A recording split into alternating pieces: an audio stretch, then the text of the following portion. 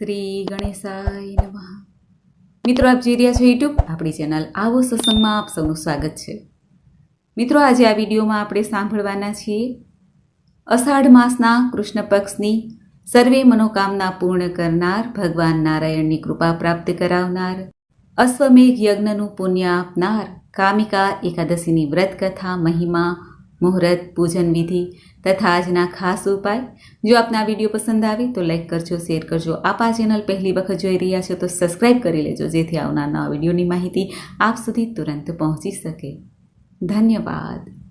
મંગલમ ભગવાન વિષ્ણુ, મંગલમ ગરુડધ્વજ, મંગલમ પુંડરીકાક્ષ, મંગલાય તનોહરી. બોલો લક્ષ્મીપતિ ભગવાન નારાયણની જય. મિત્રો, એકાદશી એટલે 11મી તિથિ, જે મહિનામાં 2 વખત આવે છે, સુદ પક્ષ અને વદ પક્ષમાં. બંને એકાદશીનું ઘણું જ મહત્વ છે. વર્ષમાં કુલ 24 એકાદશી થાય છે. જ્યારે પુરુષોત્તમ માસ આવે છે ત્યારે 2 એકાદશી એ કુલ 26 એકાદશી થાય છે. આ 26 એકાદશીનું મહાત્મય અલગ અલગ છે. સર્વે એકાદશી ભગવાન શ્રી નારાયણને સમર્પિત છે. આ એકાદશીના સ્વામી, ઈષ્ટદેવ કે પૂજનીય ભગવાન શ્રી કૃષ્ણ, ભગવાન નારાયણ છે. માટે ભક્તો આજે એકાદશીનું જે વ્રત કરે છે તેઓ ભગવાન શ્રી હરિની પૂજા કરે છે, ભગવાન શ્રી કૃષ્ણના સ્વરૂપની પૂજા કરે છે અને મનોવાંછિત ફળની પ્રાપ્તિ કરી શકે છે. જાણે અજાણે થયેલા પાપ, દોષ આદિનું શમન થાય છે આ એકાદશીના વ્રત માત્રથી, અથવા આજે જે ભક્તો પૂજા કરે છે, ભગવાનનું નામ સ્મરણ કરે છે. આપણા ઋષિમુનિઓએ પાપ, પુણ્ય, સ્વર્ગ, નર્ક આદિનો વિચાર ધ્યાનમાં લઈને મનુષ્યને સારા માર્ગે ચાલવા માટે, સારા કર્મ કરવા માટે વ્રત, જપ, તપ, ઉપવાસનું જે સૂચન આપેલું છે તેમાં એકાદશીનું મહાત્મય ઘણું છે. એકાદશીના દિવસે જે ભક્તો ભગવાન શ્રી હરિનું સ્મરણ કરીને આ વ્રત કરે છે તેના જન્મે જન્મના પાપ નષ્ટ થાય છે. ધર્મ, અર્થ, કામ અને અંતમાં મોક્ષની પ્રાપ્તિ થાય છે. કારણ કે એકાદશી મૈયા સ્વયં ભગવાન શ્રી નારાયણનું જ એક અંગ છે. ભગવાનના અંગોમાંથી પ્રગટ થઈને સ્વયં પ્રભુની રક્ષા કરી હતી.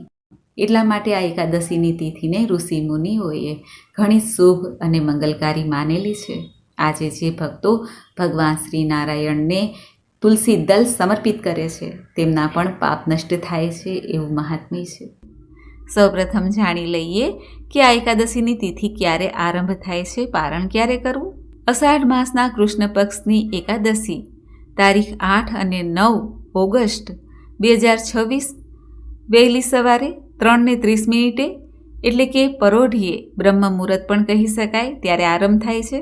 જે આ એકાદશી પૂર્ણ થાય છે 9 ઓગસ્ટ 2026 રવિવારના દિવસે રાત્રિના લગભગ 12:30 વાગ્યે.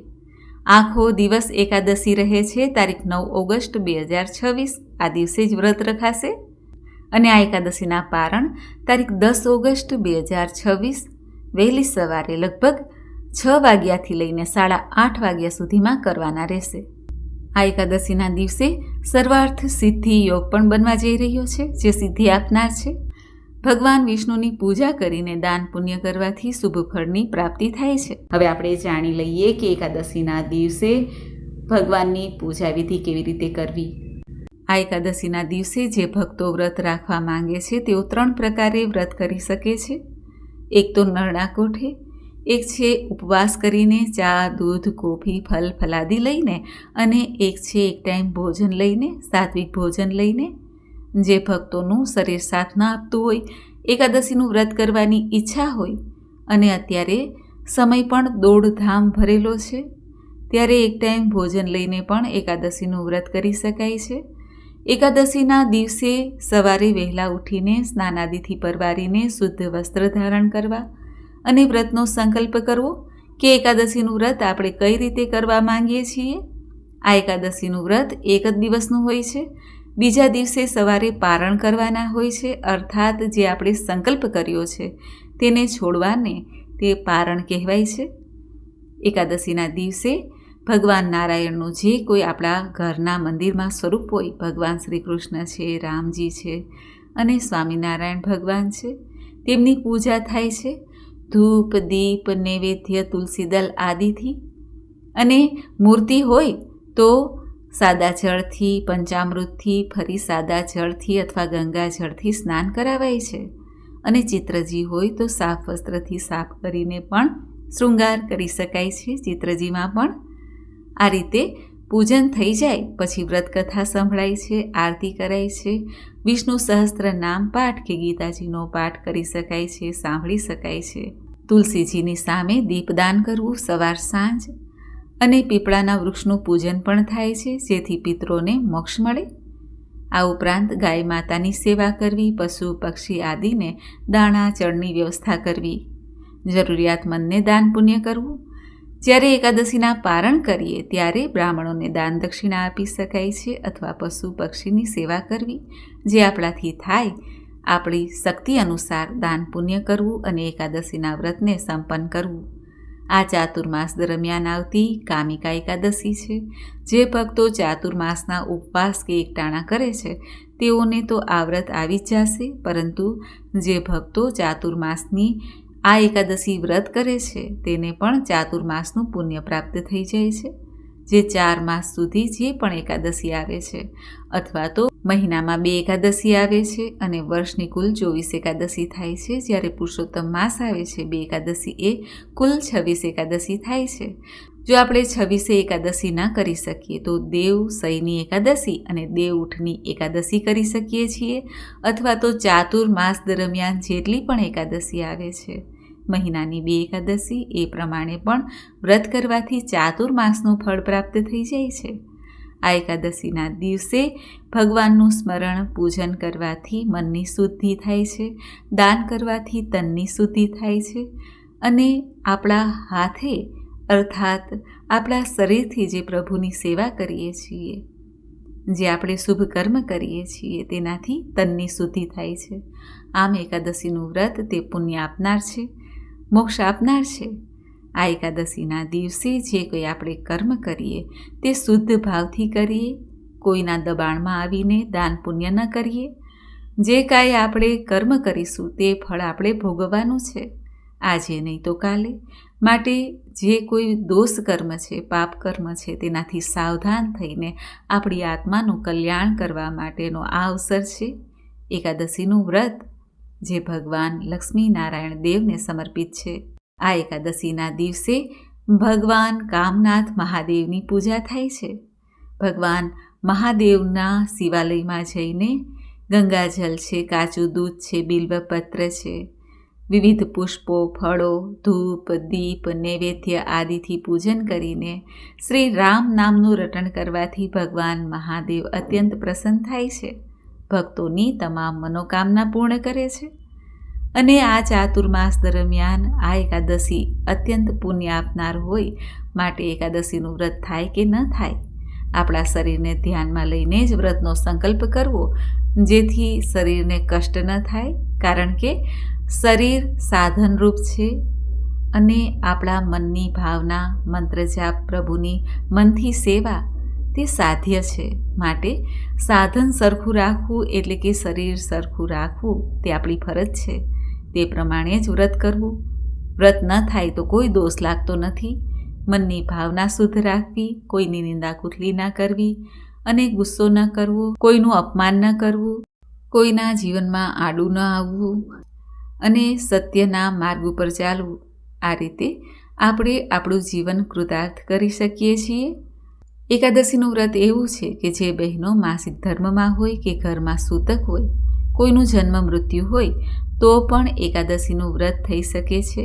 પૂજા ન કરવી, બહારગામ જવાનું થાય તો પણ એકાદશીનું વ્રત થાય છે, પરંતુ બની શકે ત્યાં સુધી પારકા અન્નનો ત્યાગ કરવો. આમ એકાદશીના વ્રતનો ઘણો મહિમા છે. તો મિત્રો, આપણે સાંભળ્યું કામિકા એકાદશીના મુહૂર્ત વિશે, પૂજન વિધિ, મહિમા.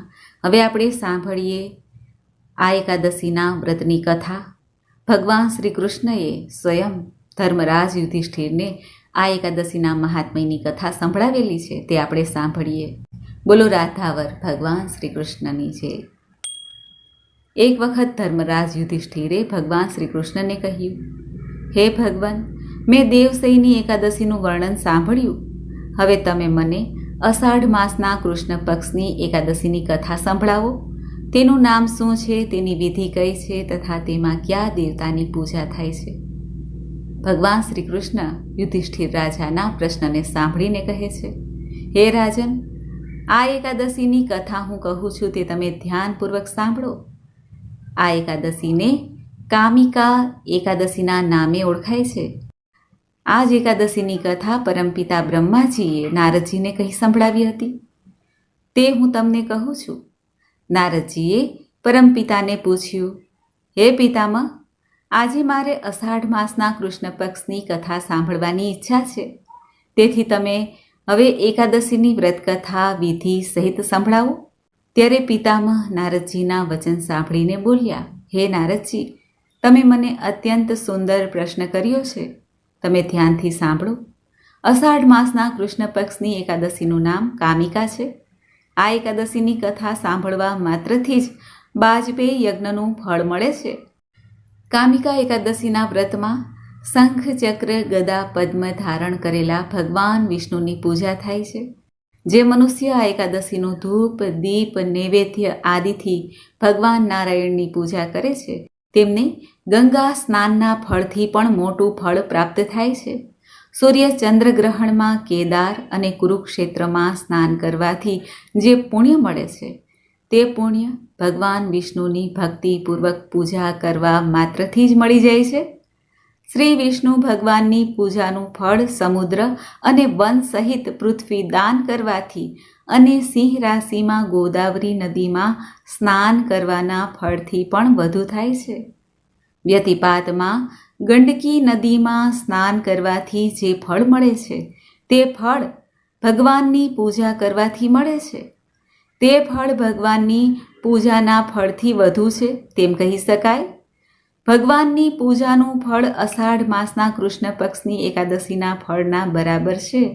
તેથી ભક્તિપૂર્વક ભગવાનની પૂજા જો ન બનતી હોય, નિત્ય આપણે ભગવાનની પૂજા ન કરી શકતા હોય તો અષાઢ માસના કૃષ્ણ પક્ષની આ કામિકા એકાદશીનું વ્રત અવશ્ય કરવું જોઈએ.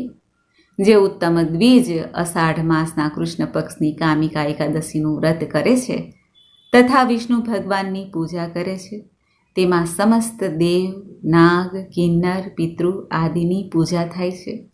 તેથી પાપથી ડરનાર વ્યક્તિઓએ વિધિપૂર્વક વિધિ સહિત આ એકાદશીનું વ્રત કરવું જોઈએ. સંસાર સાગર તથા પાપોમાં ફસાયેલા મનુષ્યો માટે આનાથી છૂટવા માટે કામિકા એકાદશીના વ્રત સમસ્ત પાપ નષ્ટ કરનાર છે. પિતામહ નારદજીને આગળ કહે છે, હે નારદજી, સ્વયં ભગવાને જ પોતાના શ્રી મુખેથી કહ્યું છે કે મનુષ્યના અધ્યાત્મ વિદ્યાથી જે ફળ મળે છે તેનાથી અધિક ફળ કામિકા એકાદશીનું વ્રત કરવાથી મળે છે. આ વ્રત કરવાથી મનુષ્ય અંતિમ સમયમાં અનેક દુઃખોથી યુક્ત યમરાજ તથા નરકના દર્શન કરતા નથી. કામિકા એકાદશીનું વ્રત તથા રાત્રિના જાગરણથી મનુષ્યને કુયોની મળતી નથી અને અંતમાં સ્વર્ગલોકમાં જાય છે. જે મનુષ્ય અષાઢ માસના કૃષ્ણ પક્ષની કામિકા એકાદશીનું તુલસીજીની ભક્તિપૂર્વક પૂજન કરીને વિષ્ણુ ભગવાનની પૂજા કરે છે તેઓ આ સંસાર સાગરમાં અનેક પ્રકારના ભોગ ભોગવીને અંતે મુક્તિ મેળવે છે. જે પ્રકારે કમળ પુષ્પ જળમાં રહેવા છતાં પણ જળથી અલિપ્ત રહે છે, ભગવાનની તુલસી દલથી પૂજા કરવાથી તે ફળ મનુષ્યને પ્રાપ્ત થાય છે. અર્થાત આ સંસારની માયામાં તે લેપાતો નથી. 1 ભાર સ્વર્ણ 4 ભાર ચાંદીના દાનના બરાબર આ એકાદશીનું ફળ કહેવામાં આવ્યું છે. ભગવાન વિષ્ણુને રત્ન, મોતી, મણિ આદિ આભૂષણોની અપેક્ષા તુલસી દળથી અધિક પ્રસન્ન કરી શકાય છે. પિતામહ નારદજીને કહે છે, હે નારદ, હું ભગવાનની અતિ પ્રિય શ્રી તુલસીજીને નમસ્કાર કરું છું. તુલસીજીના દર્શન માત્રથી મનુષ્યના સમસ્ત પાપ નષ્ટ થાય છે અને શરીરના સ્પર્શ માત્રથી મનુષ્ય પવિત્ર થઈ જાય છે. તુલસીજીને જળથી સ્નાન કરાવવા માત્રથી મનુષ્ય યમ યાતનાઓથી મુક્તિ મેળવી શકે છે. જે મનુષ્ય તુલસીજીની ભક્તિપૂર્વક ભગવાનના ચરણ કમળોમાં અર્પિત કરે છે તેને મુક્તિ મળે છે. જે મનુષ્ય કામિકા એકાદશીના રાત્રિમાં જાગરણ કરે છે અને દીપદાન કરે છે, એમના પુણ્યોને લખવામાં ચિત્રગુપ્ત પણ અસમર્થ છે. જે મનુષ્ય એકાદશીના દિવસે ભગવાન સામે દીપ પ્રગટાવે છે, તેમના પિતૃ સ્વર્ગલોકમાં સુધાનું પાન કરે છે. જે મનુષ્ય ભગવાન સામે ઘી તથા તલના તેલનો દીપક પ્રગટાવે છે, તેને સૂર્યલોકમાં પણ સહસ્ત્ર દીપકનું પ્રકાશનું દાન મળે છે.